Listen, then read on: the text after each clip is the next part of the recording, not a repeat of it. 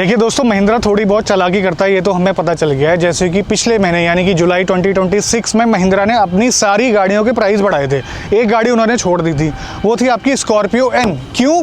क्योंकि उसका फेसलिफ्ट आने वाला था। और अच्छी बात क्या है, आज की सबसे बड़ी वो फेसलिफ्ट हमारे सामने खड़ा है और ये है Z8L। और इसमें पुराने वाले की कंपैरिजन में क्या क्या चेंजेस हुए हैं और अभी भी क्या क्या चीज़ें मिसिंग है, उसके ऊपर हम बात करने वाले हैं।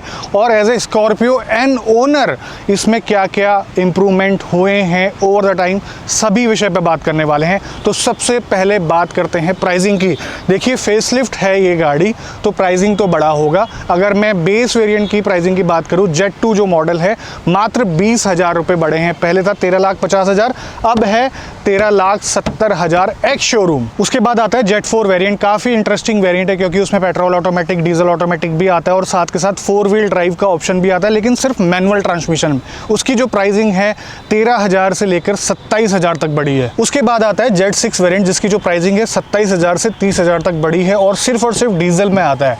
इस वेरिएंट को बहुत कम लोग खरीदते हैं, इसके बाद वाला जो वेरिएंट है उसको बहुत खरीदते हैं। सबसे ज़्यादा बिकता है Z8 सेलेक्ट। इसकी जो प्राइसिंग बढ़ी है 54,000 से 71,000 रुपये और इसमें जो प्राइसिंग बढ़ी है पूरी वैल्यू मिलती है। इसके बाद आता है Z8, ये भी सिर्फ डीजल में आता है और इसकी जो कीमत बढ़ी है 56 से 60,000। उसके बाद आता है Z8T, जिसकी कीमत बढ़ी है 48 से 65,000। इसमें पेट्रोल, डीजल, मैनुअल, ऑटोमेटिक और 4 व्हील ड्राइव में 4 एक्सप्लोर मिलना शुरू हो जाता है यहाँ से। और स्कॉर्पियो इनकी सबसे ज़्यादा प्राइस हाइक वाला जो वेरिएंट है ये है, जिसमें की प्राइस बढ़े हैं 53,000 से लेकर 83,000 तक और ये top of the line variant है।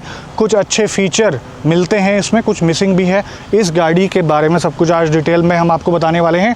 देखिए, ये तो है फेसलिफ्ट, लेकिन आपने एक चीज़ नोटिस करी होगी, फेसलिफ्ट के फेस में कोई चेंजेस नहीं है। आप देख सकते हैं सेम वही पुराना डिज़ाइन, वर्टिकल स्लैट्स और आगे जो कैमरा है वो मिलता है। और अच्छी बात ये है कि इसमें अब 540 डिग्री कैमरा आ चुका है, वो मैं आपको दिखाऊंगा कैसा काम करता है। इसमें ADAS लेवल 2 पहले ही आ चुका था।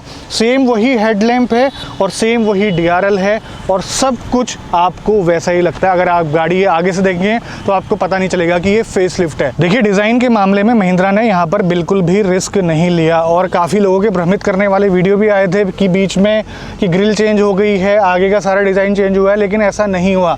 अब देखिए, इस डिज़ाइन में ही ये गाड़ी अच्छा खासा कर रही थी, तो मुझे लगता है कि उन्होंने जो कस्टमर के सेंटिमेंट्स है उनको हर्ट नहीं करा। हर्ट तब हुए थे वो लोग जब इन्होंने 7XO की ग्रिल चेंज करी थी। आपको याद होगा कमेंट्स कितने आए थे, आपने हमारी वीडियो देखी होगी, अगर देखना उसमें कमेंट होंगे दुनिया भर के। चलो कोई बात नहीं, अब चलते हैं साइड की तरफ। साइड में क्या चेंजेस करे हैं इन्होंने। साइड का चेंज जो है उतना बड़ा नहीं है, लेकिन फिर भी आप नोटिस कर पा रहे होंगे, ये है अलॉय।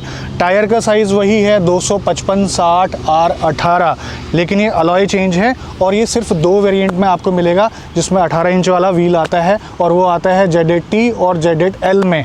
और लोग फोटो देख के ये कह रहे थे कि यार ये वाला बेकार है, पुराना वाला ज़्यादा बढ़िया था। पुराना वाला आपको अभी भी मिल जाएगा अगर आप लेना चाहते हैं Z8 सेलेक्ट में और उसके नीचे वाले वेरिएंट में। कुछ टाइम तक आप स्कॉर्पियो एन को इस अलॉय व्हील के साथ देखेंगे तो ये भी आपकी आंखों में बस जाएगा, कोई ऐसी दिक्कत वाली बात नहीं है। मुझे पर्सनली ये अच्छा लग रहा है। अब एक और बड़ा अपडेट मैं आपको दिखाता हूँ। साइड में ये जो ग्लास है, जितने भी साइड के हैं, ये UV कट और इंफ्रारेड कट है, मतलब कि आपको अंदर गर्मी नहीं लगने वाली है। और एक और मैं इम्प्रूवमेंट देख रहा हूँ, इन्होंने जो रबर बीडिंग में है ना, वो काफ़ी इम्प्रूव किया है।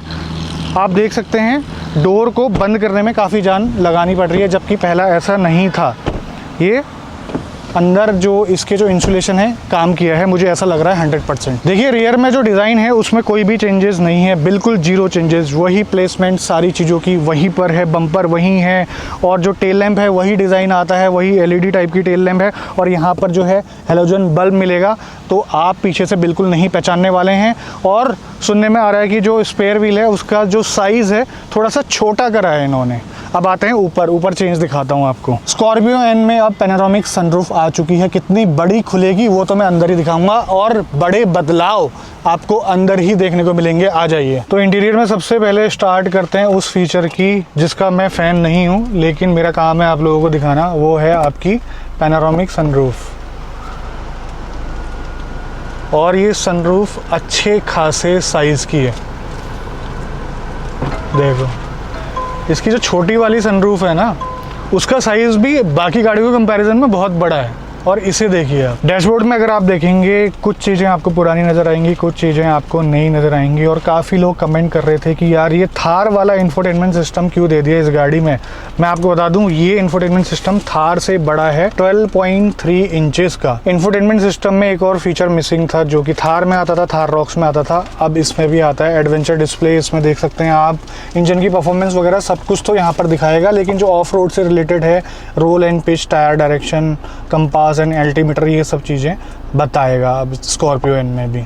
और यहाँ पर आपको 0 to 100 चेक करना है तो लैब की इन्फो भी यहाँ पर आती है। ये जो फीचर है ना उन गाड़ियों में मिलते हैं जिसमें कि आप मल्टीपल टेरेन को एक्सप्लोर कर सकते हैं, आपको कोई प्रॉब्लम ना हो। मतलब कि ये जो स्कॉर्पियो एन है ये मल्टीपल टेरेन्स को एक्सप्लोर करने वाली गाड़ी है और इसके लिए डेडिकेटेड है एक परफ्यूम इस टाइप की गाड़ी के लिए, वो है इन्वॉल्व एक्सप्लोरर। और ये डेडिकेटेड है इसरो को, एक तरीके की ये कलेक्टिबल आइटम है। इसमें फ्रेगरेंस भी काफ़ी अच्छी मिल जाती है आपको। यहाँ पर 3M के टेप से आप इसको आगे डैशबोर्ड में भी लगा सकते हैं और गाड़ी के कहीं पर भी किसी भी पार्ट में आप इसको चिपका सकते हैं। और देखिए आपकी गाड़ी में ये कितना अच्छा लगेगा, मतलब कि आप एक्सप्लोर करते रहो और नई नई ऊंचाइयों को छूते रहो। आपको भी अगर परचेज़ करना है तो डिस्क्रिप्शन में मैंने लिंक दिया हुआ है और यहाँ पर जो QR कोड आ रहा है वहाँ से आप स्कैन करके परचेज़ कर सकते हैं। इनके डिफरेंट टाइप के परफ्यूम आते हैं और डिफरेंट टाइप की फ्रेगरेंसेस है। और उसके बाद एक और बात बता दूं कि ये फ्लोटिंग तो है लेकिन इसकी वजह से विज़न में कोई ब्लॉक नहीं हो रहा है। और सोनी के स्पीकर पीछे वही मिलते हैं जो पहले मिलते थे, लेकिन विज़न ब्लॉक में अपनी वाली स्कॉर्पियो एन के कंपैरिजन में देखूँ तो यहाँ पर जो कैमरा आता है अडास का, उसके चक्कर में यहाँ पर ये बहुत बड़ा आपको प्लास्टिक का पार्ट दिख रहा होगा, उसकी हाउसिंग दिख रही होगी। और यहाँ पर IRVM प्लेस किया गया है जो कि ऑटो डिमिंग है, जो बीच में ही ये लेकर आ गए थे। तो यहाँ पर जो आप देख सकते हैं ना, विज़न मुझे इतना सा ही मिल पा रहा है। जो मेरी गाड़ी है उसमें काफ़ी वाइड था, तो ये अंदर मुझे देखने को मिल रहा है। और यहाँ पर जो सेंटर कंसोल है वो थार से आपको मिलता जुलता दिखाई दे रहा होगा और ये जो बटन है वो भी वैसे दिखाई दे रहे होंगे। एक नया फीचर इसमें आया है जो कि स्कॉर्पियो एन में मिसिंग था, वो है 540 डिग्री कैमरा। 360 तो आपको दिखाता ही है, ठीक है। उसके बाद ये टॉप व्यू भी दिखाता है, पीछे का टॉप व्यू और आगे का टॉप व्यू, तो इसलिए महिंद्रा इसको 540 बोल रही है। और इस गाड़ी में होना भी ज़रूरी था और काफ़ी लोग डिमांड भी कर रहे थे क्योंकि गाड़ी का साइज़ बड़ा है। काफ़ी ऐसे पॉइंट्स होते हैं जहाँ पर समझ में नहीं आता, तो वहाँ पर ये काफ़ी हेल्पफुल हो सकता है। और एक और चीज़ मैं आपको दिखाना चाहता हूँ, इधर देखिए आप, मैंने आपको बताया था ना UV कट और इंफ्रारेड कट ग्लास यहाँ पर मिल जाते हैं और ये सारे साइड ग्लास मिलेंगे आपको। आप अंतर देख सकते हैं बाहर और अंदर से, शीशे से आप अंतर देख सकते हैं और बिना शीशे के कितना अंतर है आप देख सकते हैं। आपको इसमें गर्मी कम लगेगी। और हाँ, UV कट ग्लास जो है वो हीट को नहीं रोकता, उसका इंफ्रारेड को कट करने वाला सिस्टम होना चाहिए। अब बात करते हैं एक और नई चीज़ जो कि अब आ चुकी है, वो थोड़ा सा मुझे उतनी पसंद नहीं है, लेकिन अब जो नया है उसकी बात तो करनी पड़ेगी, वो है आपका इंस्ट्रूमेंट क्लस्टर। ये जो इंस्ट्रूमेंट क्लस्टर है उसका साइज़ 10 इंच है। पहले आता था एनालॉग वाला, अब कम्प्लीटली डिजिटल कर दिया गया है और ये आपको वैसा ही दिखेगा जैसे आपको बाकी गाड़ियों में देखने को मिला होगा। और जो सेटिंग्स है और जो फंक्शन है वही मिलते हैं जैसे पहले मिला करते थे। और उसके बाद आते हैं सेंटर कंसोल में। इस सेंटर कंसोल में जो चेंजेस हैं वो पहले ही हो चुके थे फेसलिफ्ट से पहले।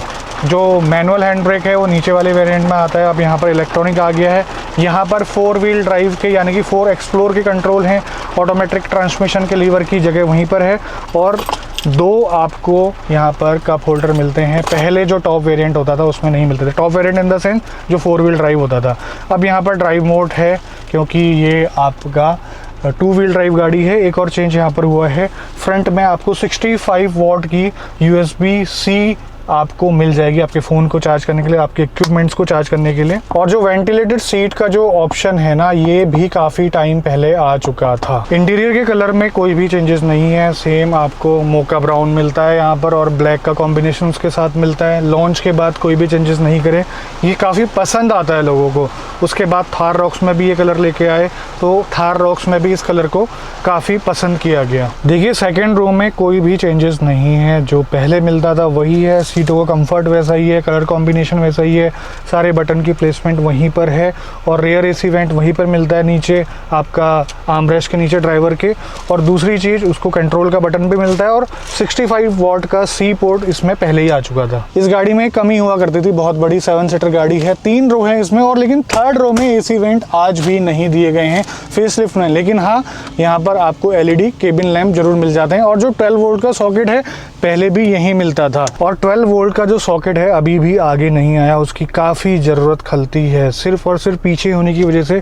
कभी आपके टायर पे प्रेशर कम हो, टायर इन्फ्लेटर आप यूज़ करें तो टायर इन्फ्लेटर की जो वायर है वहाँ से आगे तक नहीं पहुँच पाती है। As a Scorpio and owner मुझे क्या क्या इंप्रूवमेंट लगे इस गाड़ी में, वो फील करने वाली बातें हैं, वो मैं आपको बताऊंगा। गाड़ी के अंदर बैठोगे, आप इंजन को स्टार्ट करोगे, आपको साउंड नहीं आएगी जितना पहले आती थी, और गाड़ी को आगे पीछे करोगे, गाड़ी को ड्राइव करोगे, तब भी आपको समझ में आएगा।